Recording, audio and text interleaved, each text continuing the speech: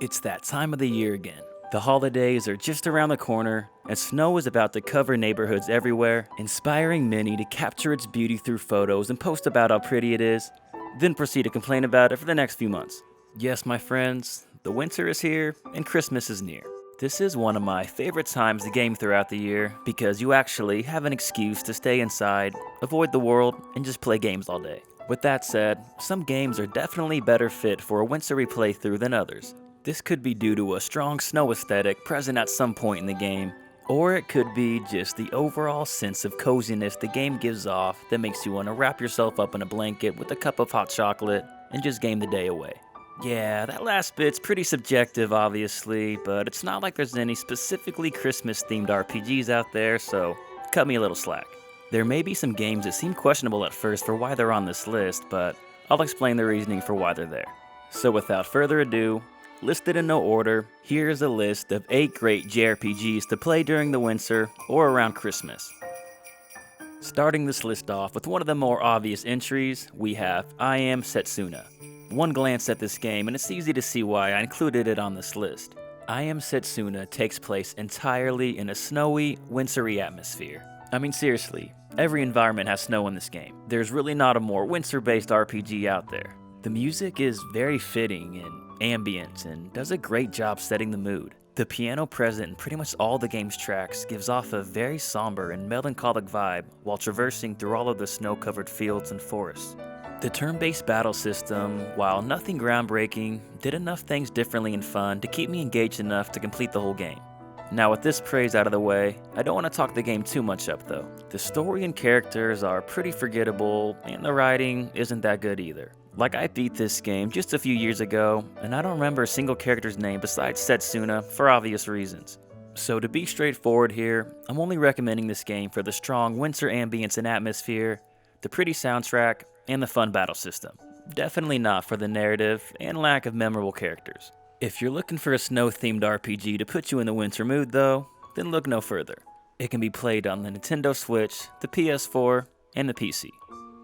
Next up, we have Tales of Symphonia. This one may seem kinda random at first, but hear me out.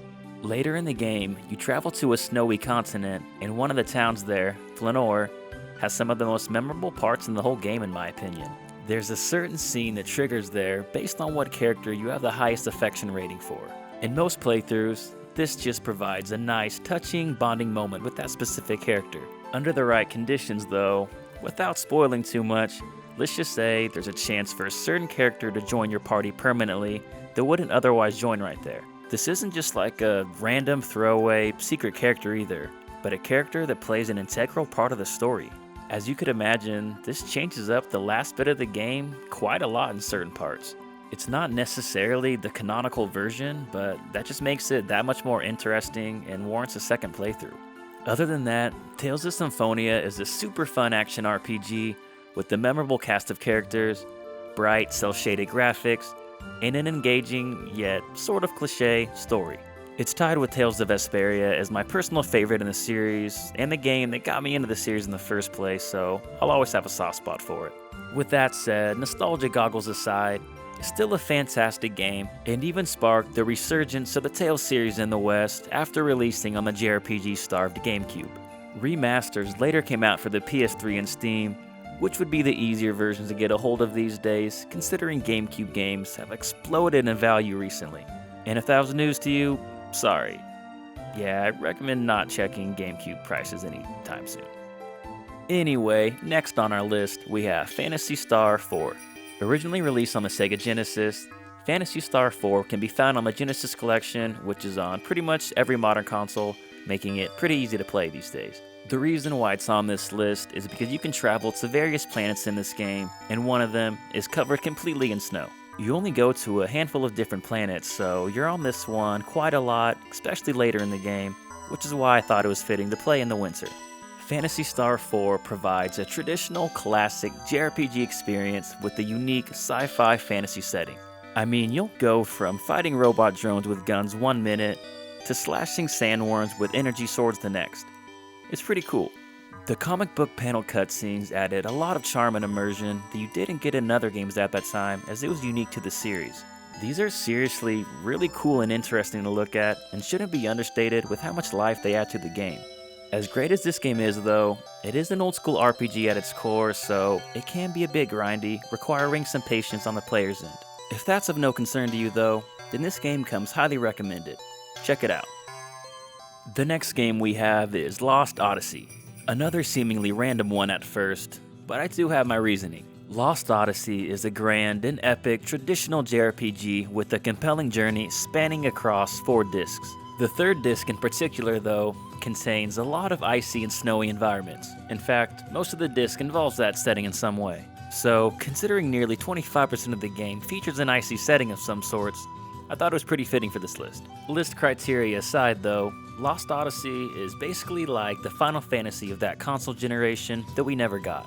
I mean, we did get Final Fantasy XIII and its sequels, but it's no uncommon opinion to say that Lost Odyssey felt way more like a traditional Final Fantasy than those games did. Considering this game was developed by numerous people who worked on Final Fantasy games prior to it, it comes as no surprise really. The music is really beautiful, the world is gorgeous to explore, and the turn-based battle system with the timing element was really fun. The presentation of the game is really cinematic as well, and the way some scenes unfold is really engaging and draws you in. The writing is perhaps one of the most impressive aspects about this game though, with the Thousand Year Dream segments being notably exceptional and standout narratives in the JRPG genre. It's a shame this gem was only ever released for the 360, making it a bit harder to go back and replay these days compared to most other games, but if you still have one dusting away in a corner somewhere, plug it in and give it a shot. On the topic of Final Fantasy, next on our list we have an actual Final Fantasy game with Final Fantasy VI. Widely considered one of the greatest JRPGs ever by hardcore fans of the genre, Final Fantasy VI has a legacy that precedes itself. The game was really ahead of its time with its strong writing and emotional story. Not only that, but it had a huge cast of memorable characters and a fantastic soundtrack. The turn-based battle system isn't really anything crazy by today's standards though, and there are some definite balance issues between the characters. Despite that, however, it's still a top-tier JRPG experience. Now, you're probably wondering why it's on this list. This reasoning may be a bit of a stretch, but the game begins in a wintry-based environment, with the opening credits playing as a few mechs traverse through some snowy fields. It does a pretty solid job at setting the more somber and solemn tone to this game. I know the snow aesthetic is really only a present factor in this intro and the starting town of Narsh, but you know what they say about first impressions. And come on, do you really need an excuse to play one of the greatest entries of one of the greatest video game series ever? Didn't think so. The next game we have on our list is Ni no Kuni: Wrath of the White Witch. I wanted to include this game for multiple reasons. Playing this game just gives you a really comfy and cozy feeling, and I think a lot of that is due to the breathtaking Studio Ghibli-inspired aesthetic and the childlike wonder of the story and its world. In addition to that, you travel to a place later in the game called the Winter Isles, which is essentially just a giant snowy continent with the town and some dungeons, plus some small surrounding islands. I know a lot of other RPGs feature snowy segments, but this one in particular is a pretty lengthy portion of the game, and the beautiful graphics do a lot to create a strong atmosphere and make it stand out.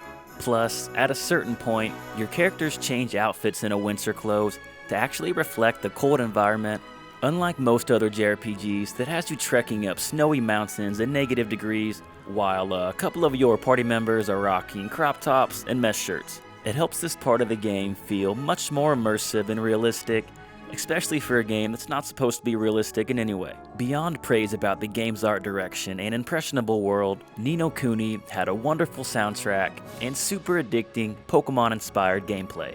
In my opinion, it's tied for the best traditional JRPG of that console generation alongside Lost Odyssey. Considering JRPGs were in a drought that generation, that compliment doesn't necessarily hold as much weight compared if I were to say something similar about a PS1 or a PS2 game, but still. It's an incredibly well-polished game that holds up super well to this day that I couldn't recommend more. While Ni no Kuni was initially released for the PS3, remasters have been released recently for the PS4 and Nintendo Switch, which would probably be the easier and better versions to get a hold of.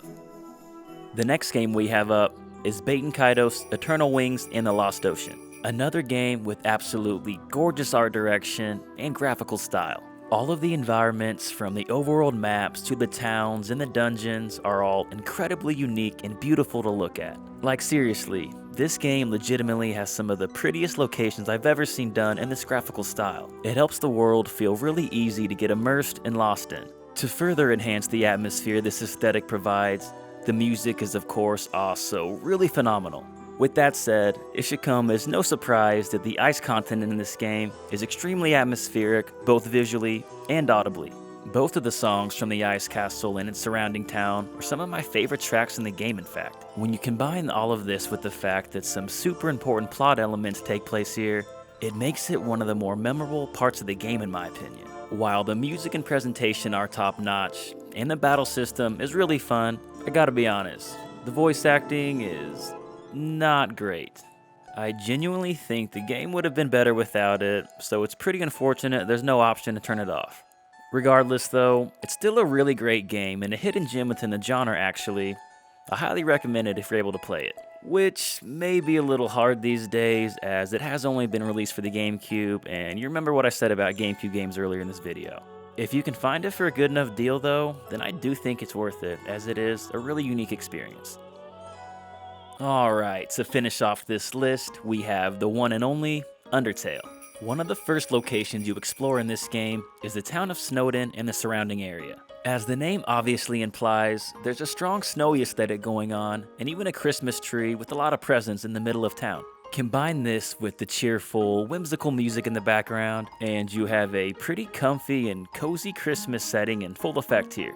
Not only that, but you meet some important, memorable characters in this segment, like Sans and Papyrus. Considering this is one of the first areas you actually get to explore, the whole snowy vibe leaves a pretty strong first impression about this game. Aside from this, Undertale is a super ambitious and unique game with way more than meets the eye, I promise you. The bullet hell style of gameplay is challenging yet fair, the music is incredible, and the story has a lasting impact on you, especially if you see the true ending. It really can give you those perfect, heartwarming Christmas type feels. Undertale can be played on pretty much any modern console, so if you're one of the few out there that hasn't played this gem yet, what are you waiting for?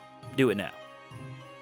Before we end this video though, I wanted to give a quick shout out to Octopath Traveler for the Nintendo Switch.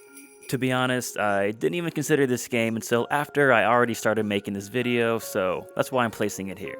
The more I thought about it though, there really are a lot of snowy and wintry environments in this game, from the fields between some of the towns to a few of the towns themselves. Not only are the locations pretty to look at, but the music is always really beautiful to set the mood and ambience. It just didn't feel right to not at least give this game a quick mention, so here it is.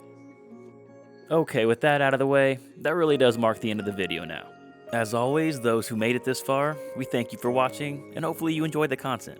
We have new JRPG videos coming out every week, so if you enjoyed this video, it would mean a lot if you could either like it, leave a comment, or even better, subscribe if you haven't already. All of these really help us with the algorithm and will allow us to more consistently be able to put out more videos. And for those wishing to further support the channel, we have links to our Patreon and Instagram in our bio below as well. Alright, other than that, this is Gaming Productions. Until next time.